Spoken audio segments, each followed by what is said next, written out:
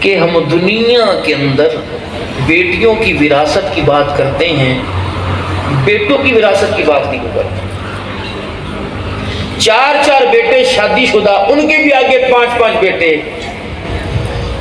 اس کی بیوی کے لیے اگر پرائیویٹ کسی چیز کی ضرورت ہو تو کہتا ابے کو پیسے گھٹ کے لاؤں گا، یعنی بنیان شلوار اندر کے لوازمات بھی ابے سے پیسے لے کے آئے گا۔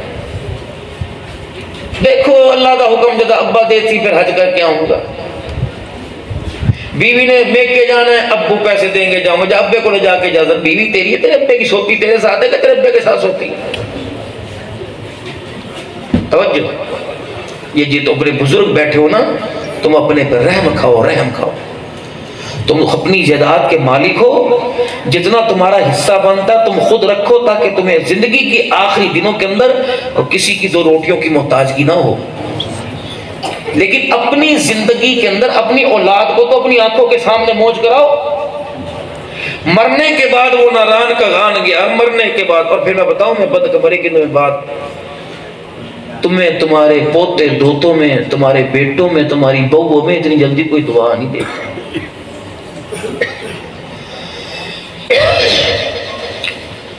10ویں کلاس کا بچہ، اماں موٹر سائیکل چاہیے کہ دادے کے مرنے کا انتظار کر۔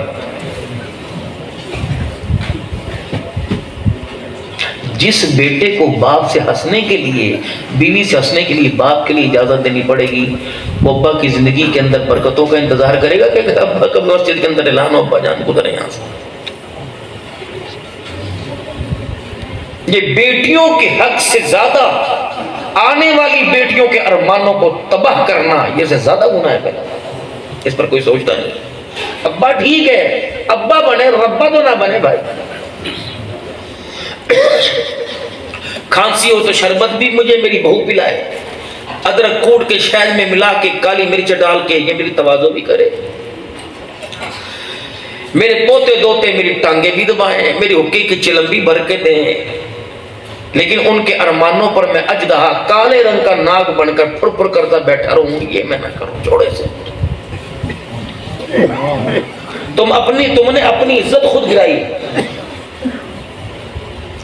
وسیم نواز میں نعت کے اندر پوری سیرت سنا گیا، میں آپ سے حقیقت بیان کر، اپنی عزت تم نے خود گرائی۔ جب تم اپنی اولاد کو خوشحال کرو گے، خدا کی قسم یہ اولاد تم میں پوٹی پیشاب بھی بستر پہ کرائے گی، تمہیں نیچے اترنے کا موقع نہیں دے گی۔ جب وہ سگریٹ کی ڈبی کے پیسے ابا سے لے گا اور بیوی کی ضروریات کے لیے ابو کو، مجھے شرم آتی ہے تو ابے نو جا کے کہہ لے پتر ہو کے پیو تے نہیں منگتا، نونو تک کے پیو تے کمرے دینا، پھر کہندا اب سسورا بغیرت ہو گیا۔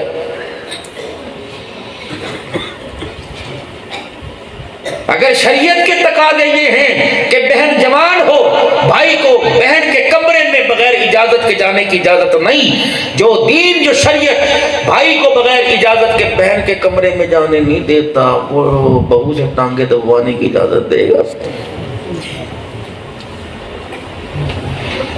وہ علیحدہ بات ہے، بیٹی ہے، بیٹی نما ہے، لیکن اس بیٹی کے ساتھ اللہ نے ایک غیرت کا باکس بھی تو دیا ہے۔ دادے نو پانی بھر کے دے جا، سورے نو پانی بھر کے دے کیا۔ میرے محترم نکلو ان عذابات سے، یہ خدا کی ناراضگیاں زمین پر ایسے لے کے آ رہے ہیں کہ جس طرح خدا کی قسم آسمان سے بادل بھاری زمین پر آتا۔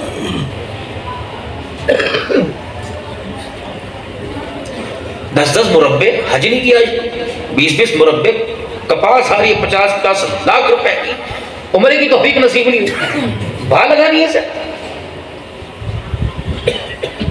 کیا اپنے جو مقاطع اور ٹھیکے کے 50 لاکھ روپے آتے ہیں ان میں سے 2 لاکھ تم عمرے کے لیے نہیں نکال سکتے؟ جب بالکل بھنا ہوا کالا کھروڑا ہو جائے گا اور احرام باندھتے بھی دھوتی کدھر کو جاری ہوگی، چادر ادھر جاری ہوگی، اور بیت اللہ کے سامنے کھڑا ہو کے گئے گا طواف انج کرنا کہ انج کرنا، اللہ دا گھر کتھے؟ انڈونیشین ہے نا، ایسے جوان ایسے موتی پیارے پیارے سے یوں دوڑتے پھرتے، انہوں نے کہا ہمارے شادی کوئی نہیں جب تک اللہ کے گھر کا حج نہ کر کے نہ کرا جائے۔ اتنے جو کدو کسے قابل نہیں رہندا پھر پتر کہندا پیو نو کہندا پترا بچا نہیں کھائے تھے حضور دا روجہ بکھا دے تینوں باتھ روم دا رستہ نہیں نظر آندا حضور دے روزے ڈالے گا تینوں باتھ روم میں بغیر سارے کی نہیں جاتا مدینہ شریف میں کھڑا ہو گیا کہ تجھے یہ نہیں پتا پیشاب کے بعد اس سجدہ میں نے کس انداز سے کرنا ہے اب تجھے حضور کا روزہ یاد آیا جوانی میں جاتا آمنہ کے لال کی روزے کی جالیوں کو دیکھتا خدا کی قسم جالی نہیں محمد پاک کا مکڑا دیکھ کے آتا یا وہ مدینے گیا یا وہ مکے گیا جا 3 نمازیں ہوٹل میں پڑھ رہا ہے 2 نمازیں جا کے وہاں پڑھ رہا کہ بابا جب واپس آنا نا مدینے تو کہنا موسم نہیں راس آیا اور یہ بھی گستاخی ہے مدینے کے موسم کو گالی نہ دینا مدینے کے بخار کو گالی نہ دینا علماء نے فرمایا مدینے کا بخار تو مدینے کا موسم دور کی بات جس نے اپنے نام کے ساتھ خدا کے حبیب کا نام محمد لگایا فرمایا اس کے منہ پر تھپڑ نہ مارنا خدا ناراض ہو جائے گا جس نے اپنے نام کے ساتھ جس کی ماں باپ نے اس کا نام محمد سے شروع کیا یا محمد اس بچے کے گال پہ نہ مارنا فرمایا محمد نامی شخص اگر مجلس میں آئے تو اس کے لیے جگہ چھوڑ دو اگر وہ تو کوئی بات کرے تو اس کی بات کو مانو اگر کوئی مشورہ دے اس کے مشورے کو مانو جس گھر میں بچے ہوں جمیل ہو فقیر ہو خدا بخشو فلانا ہو فلانا اس گھر کے اندر محمد نہ ہو تو خدا اس گھر میں برکتیں نہیں بھیجتا ہے جس عورت کے بچے پیدا نہ ہوتے ہوں جو عورت کا حمل گر جاتا ہو اللہ اسے حمل دے اور محسوس ہو کہ باغ بہاریں کچھ آ کر میرے پیٹ میں انگڑائیاں لینے لگی اسی وقت نام رکھے اللہ بیٹا ہو تو نام محمد رکھوں گی اللہ اس کے حمل کو ضائع نہیں کرے گا میرے محترم دوستو بزرگو یہ حالت جو اللہ نے دی ہے چھوڑو 1 to 5 کو پیدل چلتے تھے کہ نہیں ڈاکٹر کے کہنے پر بھی تو موٹر سائیکل چھوڑو گے ڈاکٹر جب کہے گا آپ کی شوگر کو کم کرنے کے لیے 5 میل جا تو نہ بھائی میں تو چابی پترانو بڑھا دیتی پہلے ہی بڑھا دے چابی پترانو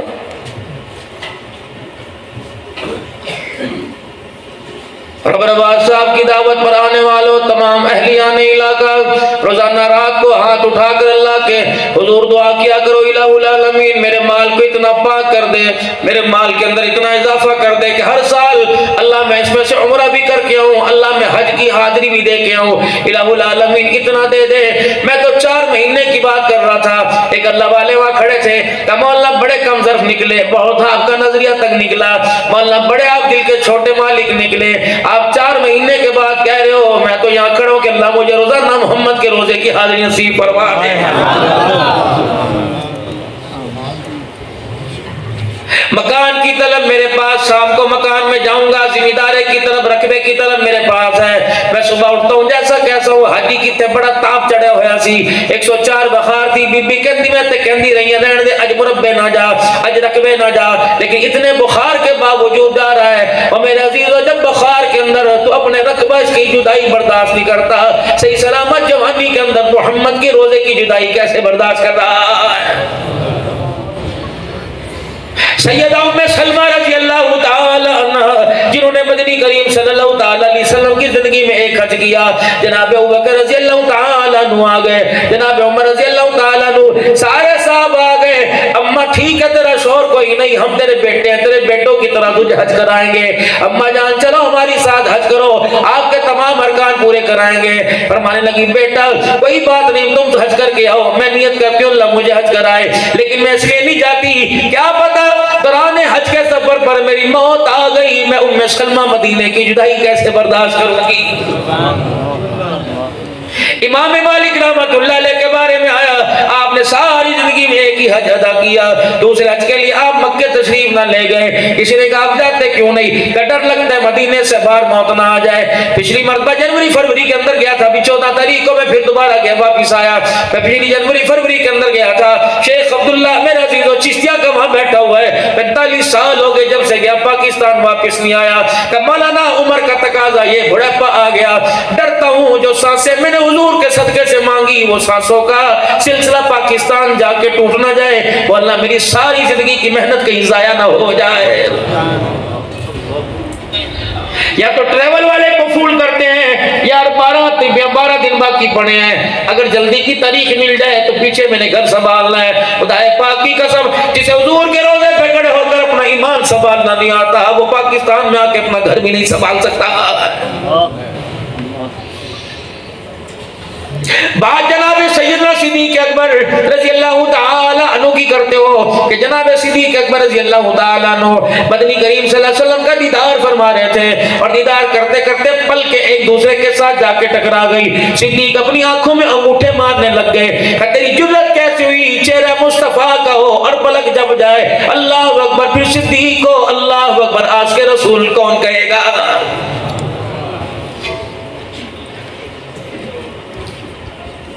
आज हमारी मोहब्बत है, ये मोहब्बत हमें नमाज के लिए खुदा के घर में लेके नहीं जाती, ये मोहब्बत मेरे अजीजों हमारे से गुनाह नहीं छुड़वाती। अल्लाह अकबर, ये मोहब्बत 4 घंटे मोबाइल के मोहब्बत में रात को तो जगाती है, लेकिन तहज्जुद के लिए मुसल्ले पे लेके नहीं आती। ये मोहब्बत हमें फजर की नमाज के लिए खुदा के घर में लाके खड़ा नहीं करती। खुदा पाक की कसम, भाई फवाद को भी अक्सर कहता रहता हूँ, मैं जहाँ जाता हूँ जलसों में कहता हूँ, खुदा के वास्ते तुम जलसे करा कर अपनी जानों पे जुल्म क्यों करते हो, अपने मदरसे पे जुल्म क्यों करते हो, अपने मोहल्ले वालों पे जुल्म क्यों करते हो, अपनी धीरानियों पे जुल्म क्यों करते हो। 3 बजे रात को जलसा खत्म हो रहा है, लोग अपनी जुत्ती नहीं किसी की पहन जाते हैं, किसी का मोबाइल गुम हो गया, किसी का मोटरसाइकिल गुम हो गया, किसी को रास्ता कोई नहीं आता। अल्लाह की कसम, इतने थके आ रहे, मुद्दे मुंह होके जाके घर गिरते हैं, अपने घर का दरवाजा बजाने के बजाय किसी और की घंटी बजा देते हैं। जब आपका मेरा 3 बजे जलसा खत्म होगा, आपका मेरा अजीजों ये मिजाज बनेगा, तो बताओ आपको मुझे फजर की नमाज का सजदा कैसे नसीब होगा।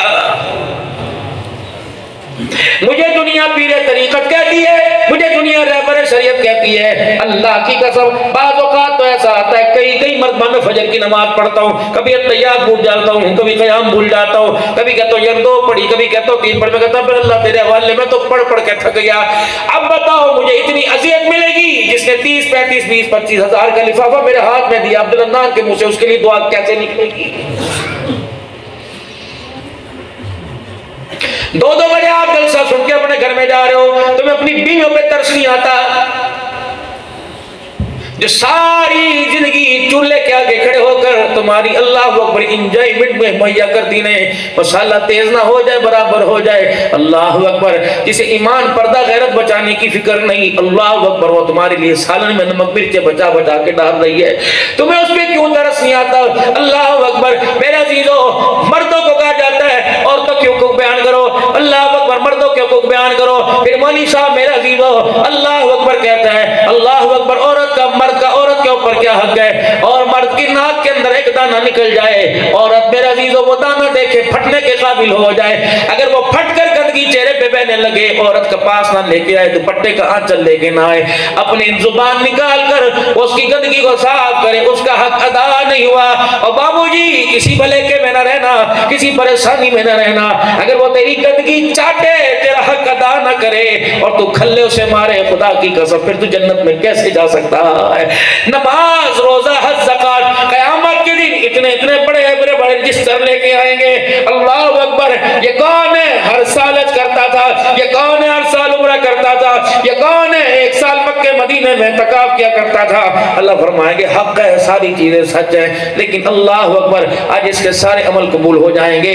गवाही के लिए इसकी बीवी को लेके आओ, जब बीवी सामने आएगी अल्लाह करीम पूछेंगे, हाँ भाई बता, सारी नमाजें रोजे ज़कात मेरे पास है, बस ये बता कितने साल इसकी जिंदगी में इसके घर में रही। अल्लाह 40 साल रही। कितने बच्चों के लिए तूने पेट फड़वाए, अल्लाह 7 बच्चों के लिए पेट बढ़ाए। इसकी नस्ल को जवान हिफाजत करने के लिए कितने कितने साल तो जानवरों की दूध पिलाती रही। लोथड़े पोतड़े कौन धोता था, हगना मूतना कौन साफ किया करता था, तेरे माँ बाप के कपड़े कौन धोता था, इसके माँ बाप के कपड़े किसने धोए, अल्लाह मैंने धोए। इसके बहन भाई कुनबे कुनबे करते थे, खाना कौन पकाया करती थी मैं।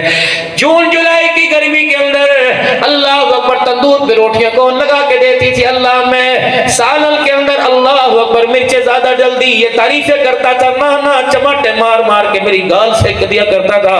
अल्लाह अकबर। जब तेरे वालिदैन इसके घर में आते थे, अल्लाह अकबर, देख के क्या कहता था? बुजुर्गाए खुदा की रहमत आ गई है। देख के मुंह बना के कहता था कंजर फिर बुए दे आ गए ने। अल्लाह अकबर। जब ये सारे के सारे निजाम अल्लाह गिनवाएगा तो फिर इसी औरत का सीना यूं करके चौड़ा हो जाएगा। वो कहेगी अल्लाह दुनिया में तो कोई ना वकील बना, कोई ना रफीक बना, ना कोई प्यारा बना, इलाहुल आलमीन बता चाहता क्या है? अल्लाह फरमाएंगे आज इसकी नमाजों की कबूलियत के फैसले तेरे तेरी हाँ ना पर होंगे, सजदे की कबूलियत के फैसले तेरे हाँ ना पे होंगे। बता इतना तंग करने के बावजूद ये जन्नत में जाना चाहिए कि नहीं? जब यही तेरी हूर पर यूं सर झुका के खड़ी हो जाएगी, खुदा की कसम तेरे मेरे लिए जन्नत का दरवाजा खुलना मुश्किल हो जाएगा। 22 लाख मुरब्बा मील का उमरान है जनाब उमर रजी अल्लाह ताला अन्हो। ये तो मेरे अजीजों उमर आज लावारिस हो गया। जो कुत्ता बिल्ला देखता है उमर पर भौंकने लग जाता है। अल्लाह की कसम अहले सुन्नत वल जमात के हाथों में हुकूमत पाकिस्तान के कानून की हया की हथकड़ियां हैं। तुम आज हमें इजाजत दे दो, खुदा की कसम उमर को भौंकने वाला तुम्हें धरती पर कोई कुत्ता नजर नहीं आएगा। हम बार बार हुकूमत पाकिस्तान से, अफवाज पाकिस्तान के सरबराहान से, अपने कौमी इदारों से, हसास इदारों से अर्ज करते हैं अगर फारूक का बार बार नाम ले, मुआविया का हम नाम लें, हमारे पर जुबान बंदी लग जाती है। जो मुआविया पर कुत्ता भौंके वो खुला क्यों फिरता है? खुदा की कसम हम माल में कम हो गए, हम मेरे अजीजों कारोबार में मईशत के अंदर कम हो गए, लेकिन ईमान हमारे पास कम नहीं। हमारे पास खुदाई फौज है।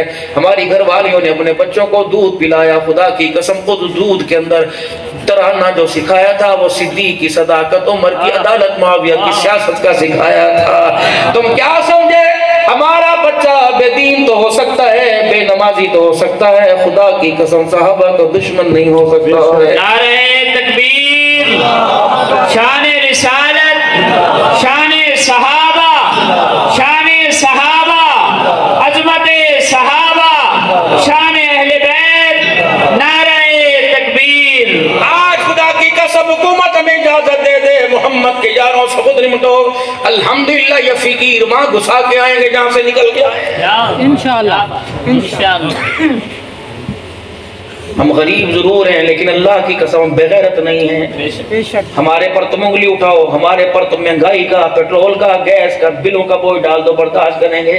लेकिन कोई उमर की तरफ उंगली उठाएगा तोड़ के रख देंगे, मरोड़ के रख देंगे। अदालत फारूक आजम, सैयदना फारूक आजम, नारे तकबीर। रब नवाज साहब की दावत पर आने वालों, उमरा से, फुकरा से, गुरबा से, मसाकीन से, उलमा से, तुलबा से, अल्लाह की कसम तुम हाथ खड़ा करो, मैं तुम्हारी वकालत पूरी दुनिया के सामने करूंगा। जरा करना ऐसा मेरे अजीजों, हाथ खड़ा। ये तुम्हारा हाथ मेरे पूरी दुनिया के हुक्मरानों को बतला रहा है।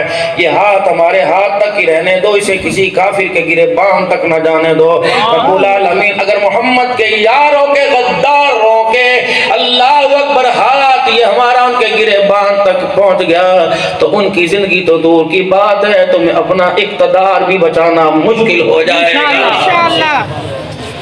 खबरदार उनका साथ देना छोड़ दो कि जिनकी अज़ानों में, जिनके तरानों में, जिनके अफसानों में हर वक्त अबू बकर उमर को गाली दी जाती है।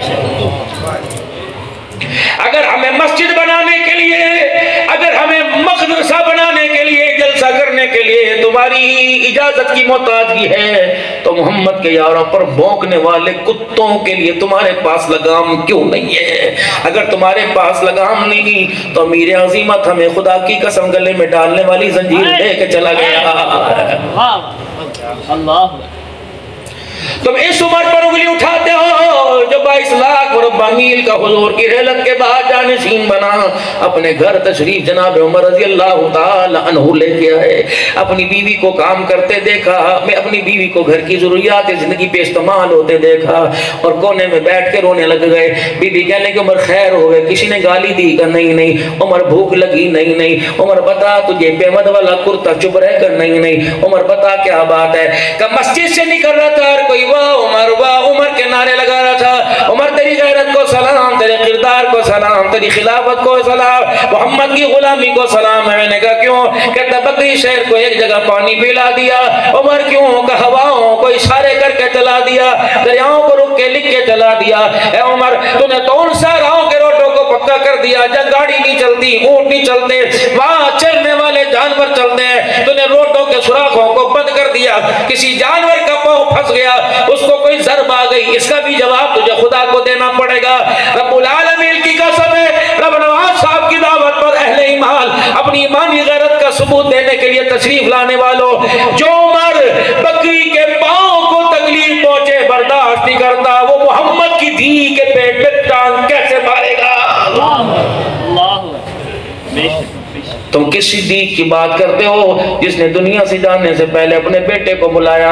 का पुत्रा मैंने कितने साल हुकूमत की? का 2.25 साल। का मेरे बच्चे मेरी फलां जगह बेचकर जितने पैसे इकट्ठे हों वो जाकर बैतुल माल में जमा करा देना, ताकि सिद्दीक हाथ खड़े करके कह जाए मैं बैतुल माल से अपनी तनख्वाह जो ली थी वो वापिस करके जा रहा।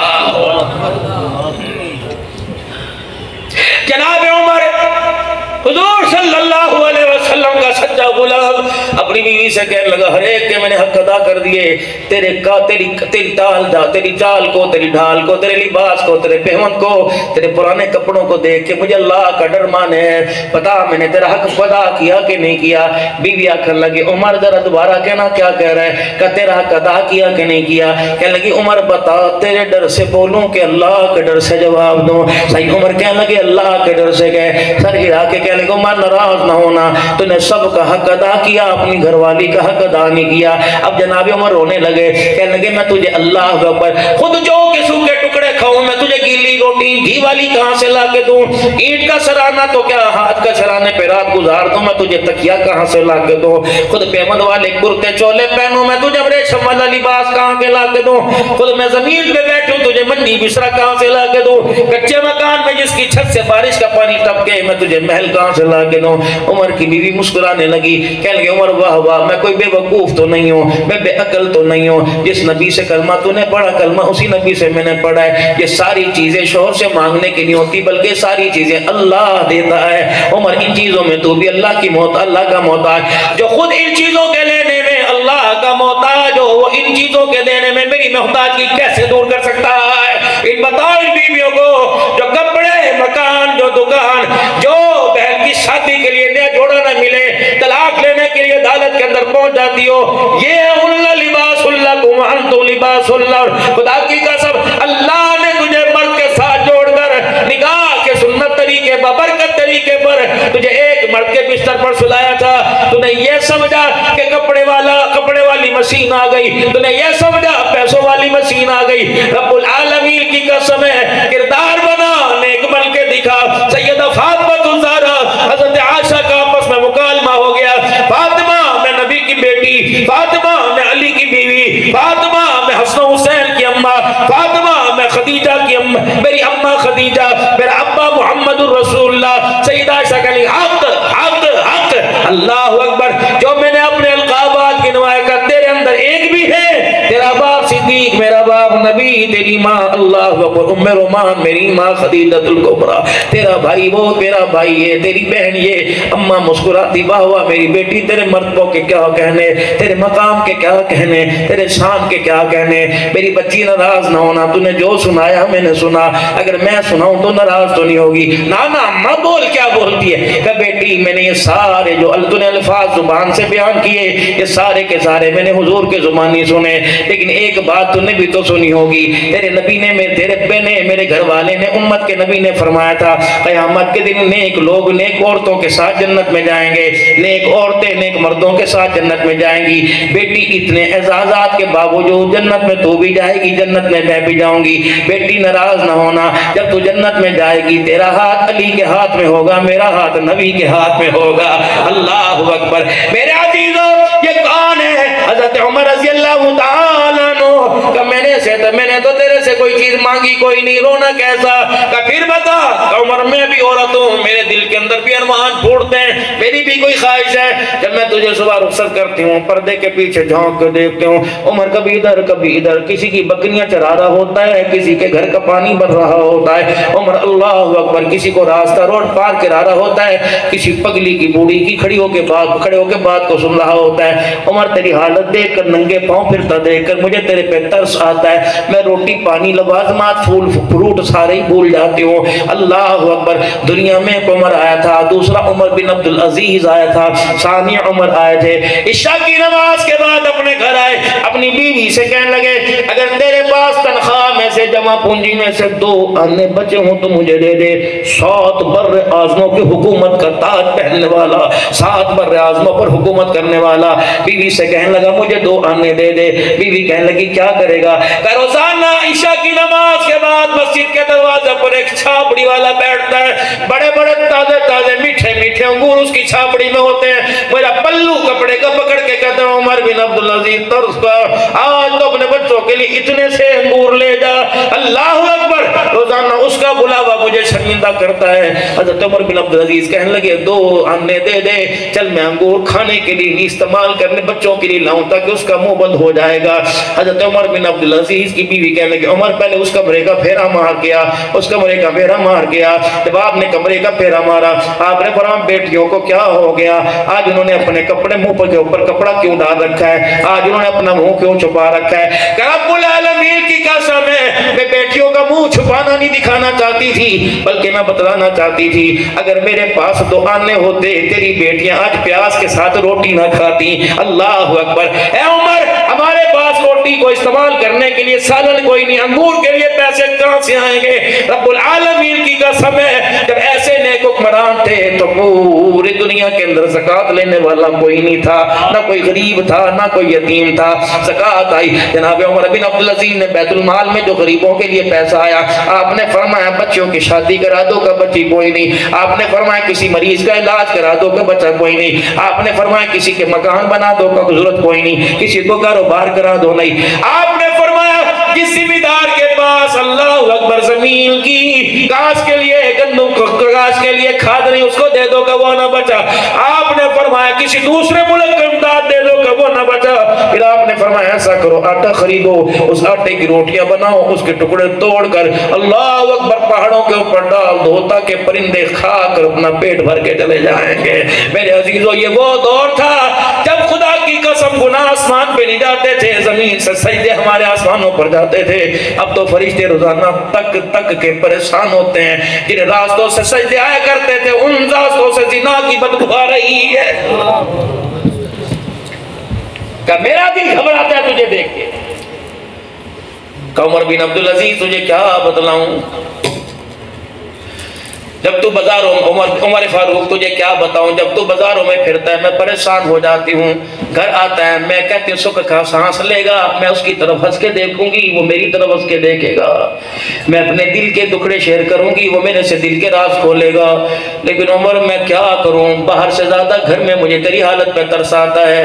वो पुरानी सी पगड़ी, वो 17 पेमत वाला कुर्ता, वो पाँव तेरे फटे हुए, तेरे पास जूती कोई नहीं। उमर तू मुसल्ले पर बैठता है, कभी अपनी दाढ़ी को यूं करके जोड़ता है, कभी अपने दामन को अल्लाह के सामने, कभी बच्चों की तरह जमीन पे लेट के करवटें बदलता है और तो कहता है अल्लाह मोहम्मद के उमर को माफ कर दे, तेरी मखलूक की सही खिदमत ना कर सका, अल्लाह उमर को माफ कर दे, अल्लाह उमर को माफ कर दे। उमर जब ये तेरी हालत देखती हूँ तो मैं अपना हंसना ही भूल जाती हूँ। उमर जब तू सजदों में क़याम में रकात में रोता है मैं तेरे पीछे हाथ उठा के बैठती हूँ, अल्लाह तो इस पे रहम कर देना, रहम कर देना। उमर दिन मखलूक की खिदमत में रात सजदों में गुजर जाती है, मेरी तरफ देखने का तुझे मौका ही नहीं मिलता। जनाब उमर ने हाथ जोड़ दिए, आप फरमाने लगे बताओ बताओ इस مسئلے سے نکلنے کا حل کیا؟ کہ عمر میرے پاس ایک حل ہے، تو نے نہیں سنا یا سنا؟ ان کانوں سے میں نے کئی مرتبہ سنا، میں ابو بکر عمر آئے، میں ابو بکر عمر گئے، میں ابو بکر عمر پہاڑ پر، میں ابو بکر عمر مزار میں، میں ابو بکر عمر حوض کوثر پر، میں ابو بکر عمر جنت الفردوس میں۔ عمر اللہ اکبر، تیرے بارے میں جنتی ہونے کی سند آمنہ کے لال نے دے دی۔ عمر اپنا پتہ کوئی نہیں، اگر چاہتا ہے میں سارے حق معاف کر دوں تو اپنا ہاتھ آگے بڑھا۔ جناب عمر نے اپنا ہاتھ آگے بڑھایا، آپ کی بیوی نے ہاتھ پہ ہاتھ رکھا کہ عمر وعدہ کر میں سارے حق معاف کر دوں گی، اکیلا جنت میں نہیں جائے گا، مجھے بھی ساتھ لے کے جنت میں جائے گا۔ حضرت عمر کے پکارے نکل گئے، آپ نے آسمان کی طرف دیکھ کے رونا شروع کر دیا، پھر مسکرا کے فرمایا وعدہ ہو گیا۔ کیا وعدہ؟ فرمایا ہاتھ پر ہاتھ رکھ، میں دوسرا ہاتھ رکھ کے وعدہ کر رہا ہوں، یہ وعدہ اپنی ذات سے نہیں خدا کے حکم سے کر رہا ہوں، انشاءاللہ تو اپنے حق معاف کر۔ عمر اکیلا جنت کی چوکھٹ پار نہیں کرے گا، بلکہ تیرا ہاتھ پکڑ کر تجھے بھی جنت کی چوکھٹ ساتھ پار کروائے گا۔ یہ وعدے مسلوں پر چراغوں میں تیل ہوا کرتا تھا، یہ وعدے ہوا کرتے تھے۔ اب تو خدا کی قسم بھی کروٹ بدل کے نہیں دیکھتی، کہتی وعدہ کر باپ کو کب چھوڑے گا، ماں کو کب چھوڑے گا، وعدہ کر پہلے بچے کے آنے سے پہلے ماں باپ کو چھوڑ کے علیحدہ حق مانگنا۔ اللہ اکبر۔ اب بیویاں میرے عزیزوں کہتی ہیں کدو بولے گا جدو سی مر جاواں گے، ساڈی سنگی تے اٹھا دا کہ سانو بالا کو مار دے، کدو اپنے پہ تو سانو حق لے کے دے گا، پتہ نہیں تیری زندگی کے اندر ہمیں ہنسنا نصیب ہوگا کہ نہیں۔ بھاگ لگے، یہ عورت کہہ رہی ہے کسی گڈی دے نال بج جائے، یہ عورت کہہ رہی ہے جس نے شادی والے دن لال جوڑا پہن کر اپنے باپ کے سینے سے لگ کر رو کے دکھایا، اور اس کے باپ نے روتے ہوئے کان میں کہا تھا بیٹی ڈولی میں بٹھا کے بھیج رہا ہوں، جنازے کی چرپائی پہ واپس آنا۔ رب العالمین کی قسم ہے لقد من اللہ علی المؤمنین اذ بعث فیہم رسولا، پانی دیا، شربت دیا، کھانا دیا، طرح طرح کی خدا نے نعمتوں سے نوازا، کبھی احسان نہ جتلایا۔ جب مکے کا در یتیم آیا، آمنہ کا لال آیا، حسن حسین کا نانا آیا، عائشہ کے گھر دولہا بن کے جانے والا آیا، بیٹی فاطمہ کو، رقیہ ام کلثوم کو عثمان علی کے گھر بھیجنے والا آیا، جب سارے جہان کا سردار آیا، خلق عظیم کا مالک آیا، وما ارسلناک الا رحمۃ للعالمین کی چادر والا آیا، تو میرے عزیزوں پورے قرآن کے اندر صفات بھر دی اور پوری دنیا والوں کو بتا دیا رب بھی ایک ہے، محمد بھی ایک ہے، میرے بعد خدا کوئی نہیں، اس کے بعد مصطفیٰ کوئی نہیں۔ کہنے والے نے میرے عزیزوں ان الفاظ کو سامنے رکھ کر حدیث ختم کر دی، قلم ہی توڑ دیا، رجسٹری مکمل تمت بالخیر کہہ دیا، اور یہ کہتا ہوا اپنی شاعری سے اٹھا کے حسینہ جمیلہ دا منہ موڑ دیتا، محمد بنا رب قلم توڑ دیتا۔ اب میرے عزیزوں اس نبی کی سیرت کو ہم نے پوری دنیا کے اندر اجاگر کرنا ہے۔ کوئی جھنڈے لگا کر، کوئی پہاڑیاں بنا کے کرے، ٹھیک ہے اس کی اپنی محبت ہے، جس کو جتنا نبی سمجھ میں آیا اس نے اس طریقے سے سمجھ لیا۔ ہمیں نبی سمجھ میں آیا، ہمیں سبھی سمجھ میں آیا کہ سجدے کریں گے، خدا کا شکر کریں گے، محمد کا وقار بلند ہو جائے گا، تقویٰ پرہیزگاری اختیار کریں گے، حضور کے ساتھ تعلق مضبوط ہو جائے گا، دھیاں رانیاں پردے غیرت کا خیال کریں گی، حضور کے ساتھ رشتہ مضبوط ہو جائے گا، حلال حرام کا خیال کریں گے، حضور کے ساتھ رشتہ مضبوط ہو جائے گا، اپنے برائے کے دکھ درد میں کام آئیں گے، حضور کے ساتھ تعلق مضبوط ہو جائے گا۔ میرے عزیزوں کسی ستے ہوئے کے لیے دو میٹھے الفاظ کہہ دینا، کسی روتے ہوئے کو ہنسا دینا، کسی اجڑے ہوئے کو بسا دینا، زمین پر میرے عزیزوں یہ عمل دکھانا تیرا کام ہے، آسمانوں سے قبر کو جنت کا باغ بنا دینا یہ مالک کائنات کا کام ہے۔ آ جاؤ آج رب نواز صاحب کی اس مختصر سی کال دعوت پر، جس کی تشہیر کے لیے اتنے میرے عزیزوں پہ نفلکس اشتہارات بنائے، اور آپ سارے کے سارے ان کی دعوت پر اللہ کے رسول کی محبت میں آئے، آپ کے لیے کھانا لوازمات میرے عزیزوں تیار ہو، تقریر 4 گھنٹے کی ہو، عمل نہ ہو آدھے گھنٹے کی ہو، بات میرے عزیزوں ایک ہو، اللہ اکبر، اللہ عمل کی توفیق دے، بات کرنے والے 1000 ہوں، سننے کی توفیق تو ملے، عمل کی توفیق نہ ملے۔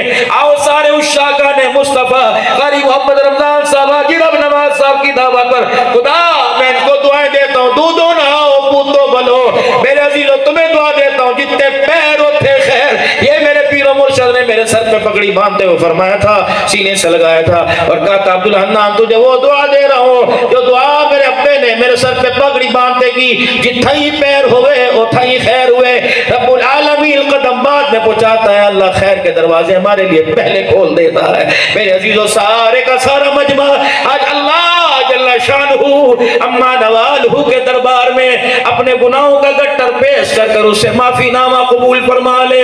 عقل مند وہ جو صبح کا بھولا شام کو گھر آ جائے میرے عزیزوں اسے بھولا ہوا نہیں کہتے, اسے بھٹکا ہوا نہیں کہتے. آج حضور صلی اللہ علیہ وسلم کی ولادت والے مہینے میں حضور کی شان رب کا فرمان سن کر اولیاء کرام کے بیان سن کر میرے عزیزوں صحابہ کی محبتیں سن کر آج اگر دل نے کروٹ بدلی اور اس دل نے میرے عزیزوں کروٹ بدلتے ہوئے آہستہ سے کان میں کہہ دیا اب گناہوں سے توبہ کر لینی چاہیے, اللہ اکبر, اللہ کی نفرت والی زندگی سے منہ موڑ لینا چاہیے اور محبت والی زندگی کو اپنا لینا چاہیے, تو پھر میرے عزیزوں اس دل کے احساس کو اپنی زبان پہ لے کے آئے اور سارے میرے ساتھ مل کے کہے اعوذ باللہ من الشیطان الرجیم بسم اللہ الرحمن, پڑھتے ہیں بسم اللہ الرحمن الرحیم لا الہ الا اللہ محمد الرسول اللہ صلی اللہ تعالی علیہ وآلہ وسلم استغفر اللہ تعالی ربی من کل ذنب واتوب الیہ. اب میرے ساتھ مل کے کہیں یا اللہ میری توبہ تمام گناہوں سے, خصوصاً کفر سے, شرک سے, زنا سے, سود سے, چوری سے, بے حیائی سے, بدکاری سے, ایک دوسرے کا کھانے سے, اللہ اکبر, بدنگاہی سے, بد اخلاقی سے, اور وہ سارے گناہ جن سے تو ناراض ہوتا ہے 3 مرتبہ آنکھیں بند کر کے گو یا اللہ میری توبہ, یا اللہ میری توبہ, یا اللہ میری توبہ. سچ میں سچ کہہ رہا ہوں, شک نہ کرنا, اگر سچے دل سے گناہوں پر نادم ہو کہ اللہ سے معافی مانگی تو اللہ نے معاف فرما دیا ہے. اللہ 5 وقت کے نمازوں کے سجدوں کی توفیق دے, علم و عمل میں اللہ ترقیاں عطا فرمائے, ایمان کا نور حضور کے سینے کا فیض نصیب فرمائے. وہ آپ نے روڈوں کے اوپر سائن بورڈ پہ لکھا ہو دیکھا ہوگا اللہ اکبر, نہ پہنچنے سے دیر سے پہنچنا بہتر ہے. حاضری میری لگ گئی, انشاءاللہ ان قریب رب نواز صاحب کو کہوں گا گزرتے ہوئے کوئی پروگرام رکھ لیں تو انشاءاللہ یہ پیاس جو میری بھی رہے گی آپ کی بھی انشاءاللہ ہم اللہ کی محبت میں بجھائیں گے. اللہ عمل کی توفیق دے, آمین آمین بجاہ نبی الکریم. وآخر دعوانا الحمدللہ. میرے خاطر دعا